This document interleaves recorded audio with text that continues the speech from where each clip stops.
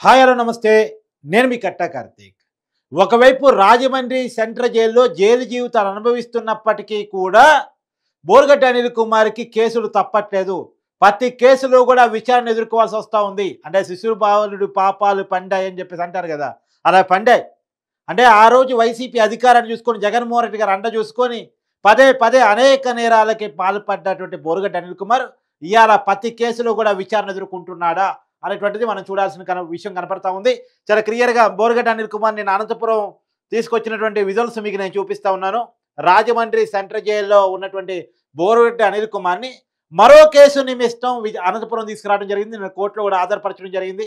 ఈ కేసు ఏంటి అంటే ఒక సీఐ మురళీకృష్ణని సీఐగా ఉన్నటువంటి వ్యక్తిని ఐఏఎస్ ఆఫీసర్ పేరు చెప్పి బోరుగడ్డ అనిల్ కుమార్ బెదిరించాడట. అంటే బోరుగడ్డ అనిల్ కుమార్ ఏమో ఐఏఎస్ అయ్యాడు.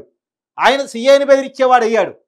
చాలా క్లియర్‌గా వినే ప్రయత్నం చేయండి. ఒక చర్చికి సంబంధించినటువంటి ఒక ల్యాండ్ విషయంలో సీఐ మురళీకృష్ణ అనేటువంటి వ్యక్తిని అంటే సీఐని బెదిరించడానికి ఐఏఎస్ పేరును వాడుకొని బెదిరించాడు బోరుగడ్డ అనిల్ కుమార్. ఇంకేం చెప్పాలి? ఇప్పుడు బోరుగడ్డ అనిల్ కుమార్ గతం లేక పరిస్థితి లేదు. ఇప్పుడు మధ్యంతర బెయిల్ వచ్చే పరిస్థితి కూడా కనపట్లే. కాకపోతే సోషల్ మీడియాలో జరుగుతున్న ట్రోలింగ్ ఏంటంటే బోరుగడ్డ అనిల్ కుమార్ చూడండి. ఒకప్పుడు బోరుగడ్డ అనిల్ కుమార్‌ని చూడండి. ఇప్పుడు బోరుగడ్డ అనిల్ కుమార్ చూడండి. ఎంత మార్పు?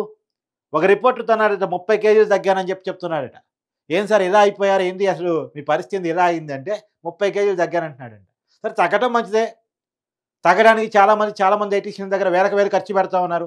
ఆ ఖర్చు అవసరం లేకుండానే బోరుగడ్డ అనిల్ కుమార్ 30 కేజీలు తగ్గాడంట.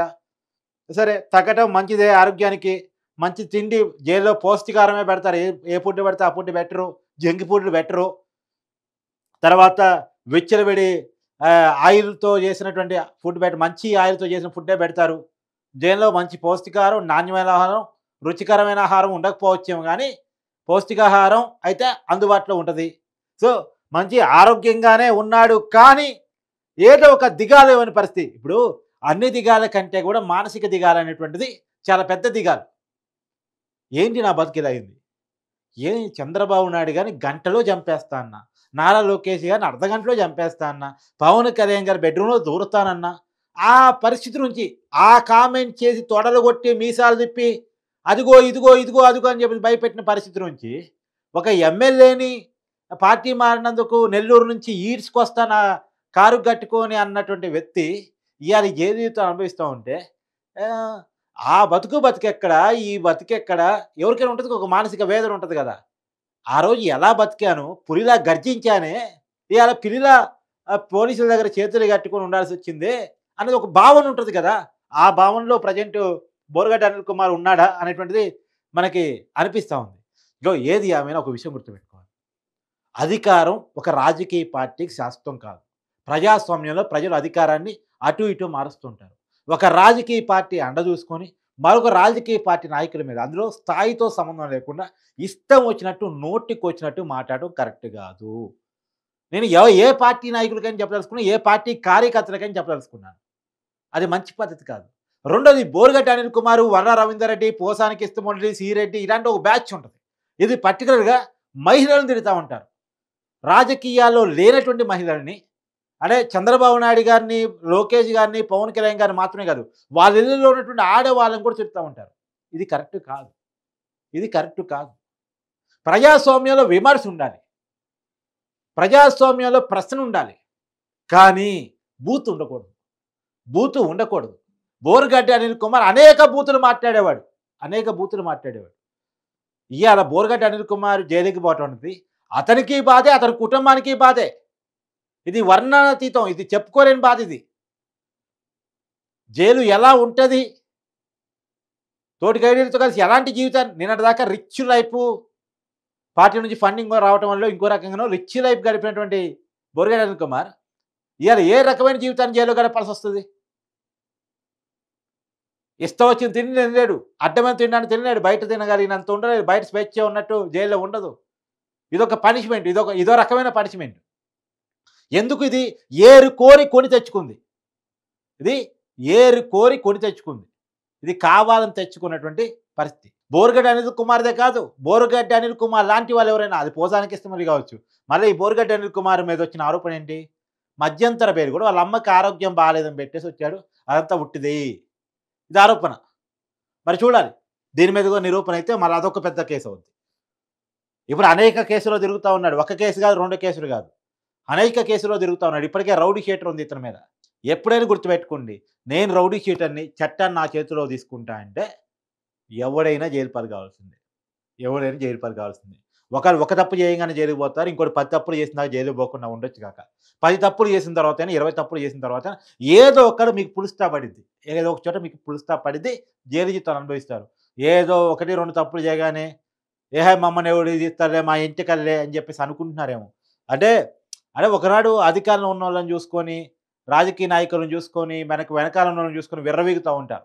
కానీ అది ఎల్లకాలం కొనసాగే పరిస్థితి ఉండదు. జగనన్న మనిషినని చెప్పుకొని తిరిగాడు వర రవీందర్ రెడ్డి అయినా, ఈ బోరగడ్డ అనిల్ కుమార్ అయినా. ఇయాల చూడండి మనిషిని చూడండి. మొన్న ఈ మధ్య వల్లభనేని వంశీని చూసారు కదా మీరు. వల్లభనేని వంశీ అంతగాడని జగన్మోహన్ రెడ్డి గారు చెప్తా ఉంటాడు. నేను చెప్పడం కాదు, జగన్మోహన్ రెడ్డి గారు చెప్తా ఉంటాడు. అంతగాడిగా జైలుకి పోయాడేమో. కానీ జైలు నుంచి మొన్న కోర్టుకొచ్చినప్పుడు చూడండి. తెల్లటి గడ్డము, తెల్లటి వెంట్రుకలు, ఆ మా మాడిపోయిన, మసిపోయినటువంటి మొహం, అంటే జుట్టు నల్లగాటం ఏదైపోయిన తర్వాత అందరికి జరిగేదది. నేను దాన్నేమి వెటకారం చేయట్లే. కానీ తనను అందగాడు అనుకుంటే మేకప్‌లేసుకొని ఆ రకమైన బిల్డప్ అవసరం లేదు గదా! అనేది అతను యాంకర్ కాదు గదా! సరే, ఏది ఏమైనా కానీ తమను అందగాళ్ళు మిగతా వాళ్ళకంటే అందంగా ఉంటారు అని అనుకోవడం అత్యంత పొరపాటైన విషయం. మొన్న చూస్తే అర్థమైపోయే విషయం. సరే, అందగాడైతే అందగాడు అనుకో, గొప్పలు చెప్పుకో. కానీ ఆ దందాలేంటి? బెదిరించడాలేంటి? కిడ్నాప్‌లేంటి? కిడ్నాప్ కేసులో గదా వల్లభనేని వంశీ అరెస్ట్ అయింది. కిడ్నాప్ కేసులో గదా! ఈ రకమైనటువంటి పరిస్థితికి వీళ్ళు స్వయంగా కొని తెచ్చుకున్న ప్రమాదాలు. స్వయంగా కొని తెచ్చుకున్నటువంటి ప్రమాదాలు. ఇప్పుడు సీరెట్ తిరుగుతుంది. స్టేషన్‌ల చుట్టూ తిరుగుతుంది. 3 పోలీస్ స్టేషన్‌లు. ఒకటి వైజాగ్ పోలీస్ స్టేషన్, ఒకటి Vizianagaram police station, 3 Anakapalli police station. Police స్టేషన్‌ల చుట్టూ తిరుగుతుంది.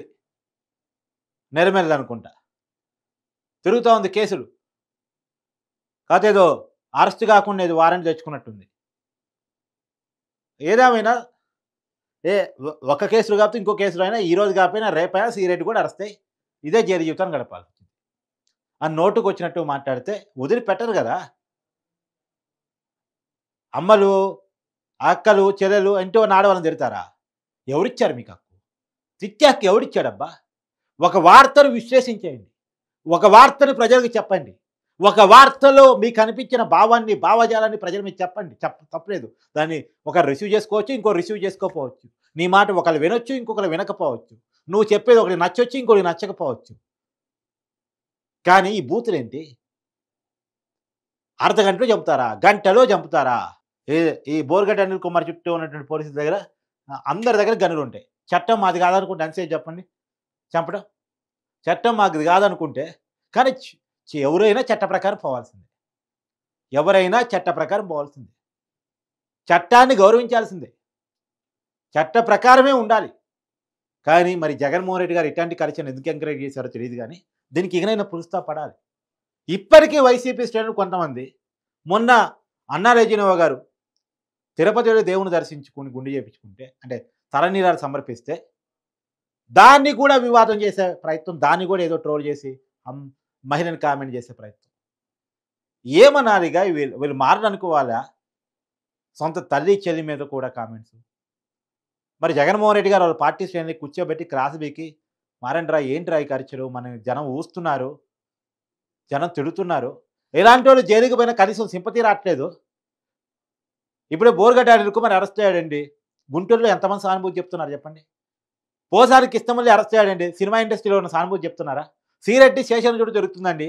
ఎవరైనా మహిళలు బాధపడుతున్నారా? అయ్యో పాపం ఒక అమ్మాయికిరాని పోలీస్ స్టేషన్ చుట్టూ తిప్పుతున్నారే అని. ఎందుకు వాళ్ళకి సానుభూతి రావట్లేదు? వాళ్ళు మాట్లాడిన మాటలు అట్లాంటివి. వాళ్ళు చేసిన చేష్టలు అట్లాంటివి. నోరు మంచిదైతే ఊరు మంచిది అవుద్దంటారు.